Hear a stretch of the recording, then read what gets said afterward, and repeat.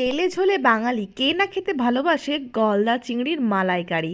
এখানে গলদা চিংড়িগুলো নুন আর হলুদ দিয়ে ভালো করে সুন্দর করে এপিটোপিট হালকা ভেজে নিতে হবে। ওই তেলে জিরে সম্বার এবং এলাচ আর দারচিনি ফোড়ন দিয়ে এক টুকরো গোটা পেঁয়াজ আমি কিন্তু হালকা ভেজে নিলাম।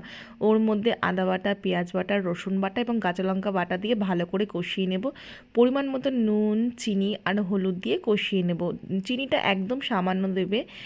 তার মধ্যে দিয়ে দিলাম আমি লঙ্কার গুঁড়ো আর জিরের গুঁড়ো, হালকা জল দিয়ে একটু কষিয়ে নিলাম। তারপরে টমেটো পিউরটা দিয়ে আরেকটু ভালো করে কষিয়ে নিলাম, দেখবে এরকম লাল লাল কালার আসবে। চিংড়ি মাছটা দিয়ে 5 মিনিট মতন কষিয়ে নিলাম। এখানে আমি আমুল দুধ ব্যবহার করছি, তোমরা চাইলে এখানে নারকেলের দুধটা ইউজ করতে পারো। আমি নারকেলের দুধ দিয়ে একদিন করেছিলাম, খুবই ভালো লাগে। আর এগুলো না থাকলে তোমরা নর্মাল গরুর দুধ দিয়ে করতে পারো। ফুটে আসলে ধনেপাতা কুচি, 1 চামচ ঘি এবং হালকা গরম মশলা দিয়ে পরিবেশন করো। গরম গরম চিংড়ি মাছের মালাইকারি খেতে কিন্তু দুর্দান্ত হয়। ভালো লাগলে ভিডিওটি অবশ্যই লাইক কমেন্ট করতে কিন্তু ভুলবে না। বাই।